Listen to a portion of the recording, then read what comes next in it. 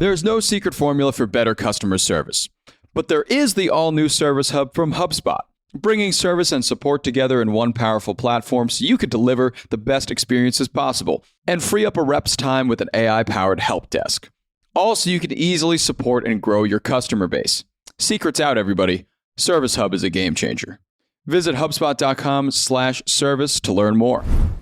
Hello, everybody. Welcome to Tuesday, June 4th. I'm John Weigell here with Katherine and Laidlaw, and this is the Hustle Daily Show.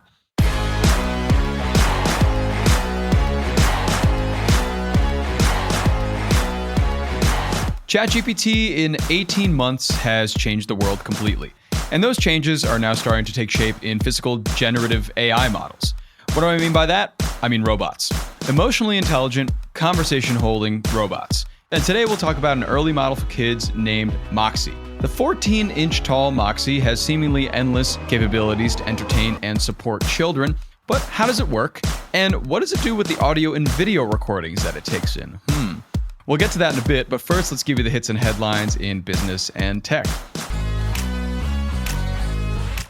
Starting us off today, Spotify is once again increasing premium pricing a year after its first increase.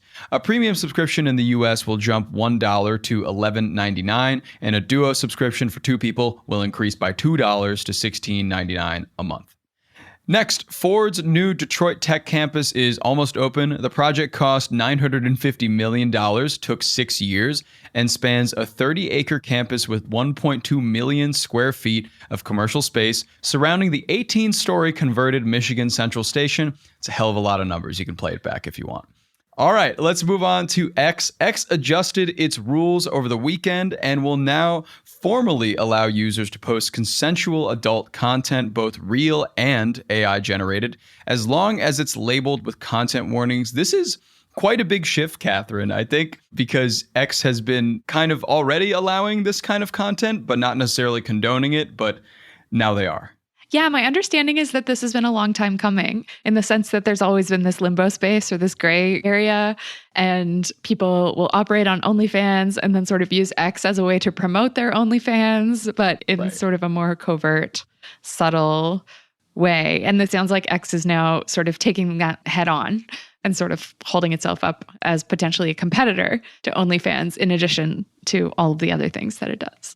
Yeah, they're slowly moving into that model structure of OnlyFans that requires some sort of subscription. So we'll see what happens with that. But I wouldn't be surprised if next week they roll out some sort of tiered subscription. Totally. Okay, next up in big tech, Amazon's ongoing battle against fake and AI-generated works continues. UFO enthusiasts who bought a copy of Imminent Inside the Pentagon's Hunt for UFOs by Luis Elizondo received a fake, possibly made using Amazon's print-on-demand service. This is a crazy development. What do we think about this? I mean, I think they better put the Pentagon on this issue rather than UFOs. Yeah, maybe that's the next logical step. This is sort of the latest in issues like these that have been cropping up, right? Like, I think there was an instance where someone was poisoned by a mushroom because they were identifying mushrooms in the wild, and the guide they were using to identify what was healthy and what wasn't was AI generated, was fake. So it seems like the sort of latest in these developments. And someone's got to work on a fix to this ASAP. Yeah, I will add eating poisonous mushrooms as another drop in my fear bucket. So that's good. Happy to help. And finally, Anchor Brewing, which closed after 127 years last summer, has a new owner in Chobani founder and CEO Hamdi Ulukaya, who plans to reopen its San Francisco brewery and tap room. So fans of Anchor, you have not seen the last of it. Okay, on to the main story today. It's all about our small AI robot friend Moxie, a generative AI robot for children. So how much does it cost? Are there security concerns? And what does its invention mean for our future as people? Katherine, why don't we start here with what Moxie actually is? So Moxie is a robot, a doll, I guess. It's designed for kids ages 5 to 10, and it can do myriad things, a range of games, activities, as well as the ability to have open-ended conversations, which is kind of wild. Yeah. It can tell jokes, play games like Simon Says, can send kids on a scavenger hunt, but perhaps most interestingly and terrifyingly, it can talk with kids about their interests and emotions. It can tell stories about something. It can listen as a kid tells a story, sort of supervise a kid as they draw a picture. And it has a range of sort of facial expressions as well. And so it's not made in a human likeness by any means, but it's definitely more alive than the dolls that I played with as a kid were. Certainly. To anybody who knows, it kind of looks like a miniature version of Astro Boy, that anime from I think it was like the 60s or 70s. Totally. It doesn't have legs either. It just kind of sits there and has arms that it waves around, but you kind of have to put it in places and either plug it in or can be charged, as it says in Axios. But what are people paying for something like this, and what is the starting price? Yeah, so it starts at $7.99 USD, and I believe that you can buy cheaper sort of refurbished options for a little bit less, $6.49 US. And so not cheap, but that $800 also gets you capabilities for multiple kid profiles. And so if you have multiple kids, for example, the Moxie can store up to 4 different iterations. So each kid can choose specific facial expressions and eye colors, and it'll sort of catalog each kid's interests and activities in separate profiles. So you can sort of set the same doll to interact with different kids in different ways. Okay, so this is definitely a transition point right now, because a lot of what we talked before about ChatGPT and ChatGPT 4.0 on the show very recently has been talking about how AI is becoming emotionally intelligent, not just intelligent, and can read your face, can read your expressions and your tone of voice. And in this case, it seems like the Moxie captures children's emotions via camera and audio that it records. Is that a problem? So, I mean, perspective is everything in the answer to that question, but definitely it's a cause for further questions, I think. Its creators say that video recording is necessary so that it recognizes the user's face, so that it can interact appropriately depending on what emotions it's receiving. The company, which is called Embodied, also says that the recorded audio goes to the cloud for processing, transcripts of the conversations get sent back to Embodied, but that it takes all the necessary steps to de-identify and encrypt the data and uses most of the data sort of in aggregate to get a sense of how kids are interacting with their Moxies. That said, it's totally inevitable that personal info is being sent to the company. Right. And what actually happens with that information is, like with any of these sort of technology companies where we're sending our data, or in this instance, our children's data, off into a black box. It's a bit of a mystery. It's definitely a trust fall in a way. Sure. I mean, I'm sure the company is ready to amass a lot of data from children and sort through some transcripts. But also on the other side of things, you have parents in this side of the equation who are potentially looking to buy something like this for their child to keep them entertained, to support them, to play games with.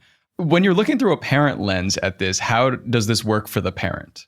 Right. So parents are able to sort of monitor what their kids are doing with Moxie, how much time they're spending with their Moxie every day, what activities they're doing, but they aren't able to get a transcript of what was said. And on the one hand, I like that idea because it protects a kid's sort of confidentiality and right to imagination and right to have sort of a friend relationship separate from their parents. And then on the other hand, that also leaves parents in the dark about what the Moxie is saying to their kids, right? And so, there's some risk involved, I think, for parents when it comes to entrusting their children's emotional well-being to a device, effectively.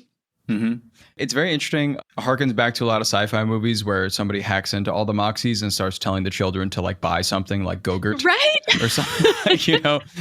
It seems wildly inevitable that something like this would happen, but that's just how I'm seeing it. Yeah, you can go there in your head, right? You're like, I could see how this could reach that natural conclusion. Right. Totally. I could see something like that. But the reality is, this is definitely one of the first of its kind. And there likely will be many more, given just the large language models and the power of those. OpenAI's ChatGPT recently has kind of opened this floodgate to all these manufacturers to come in and use that technology or similar technology in order to create physical AI robotics to accompany you every day.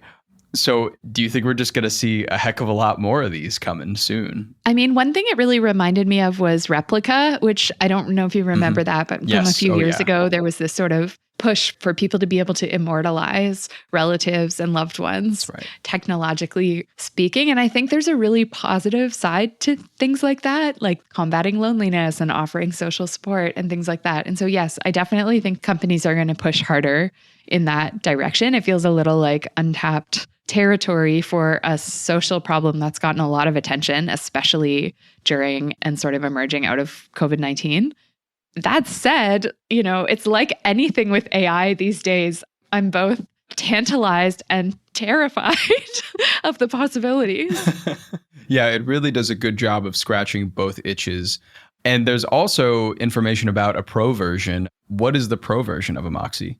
Yeah, so they're talking about creating a pro version of the robot that could potentially be used in hospitals, schools, other group settings. There's also been talk of using devices like these to target a range of populations, including, for example, housebound seniors, people who could really benefit from the positives that the device can bring. So it'll be really interesting to see how it evolves and whether or not it catches on in a meaningful way. Yeah, and it'll be also interesting to see whether the level of companionship grows over time, because obviously this is a first iteration or near a first iteration. So there are going to be holes, there are going to be things and disconnects, but I wonder when we're just going to get the perfect life form that will gossip with you and remember everything about everybody you mentioned, and, a far way past the googly-eyed stick robots and Stop and Shop, I guess is what I'm saying. Right? When do we get our own Moxies? Soon, hopefully. I wonder. I need an assistant, honestly.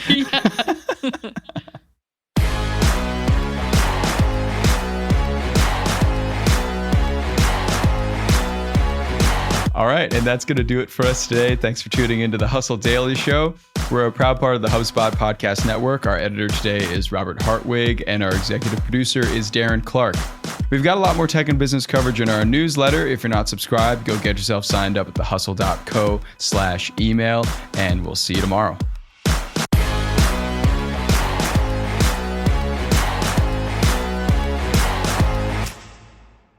Hey, everybody, I got a great podcast to tell you about. It's called Truth, Lies, and Work, and it's brought to you by the HubSpot Podcast Network, the audio destination for business professionals.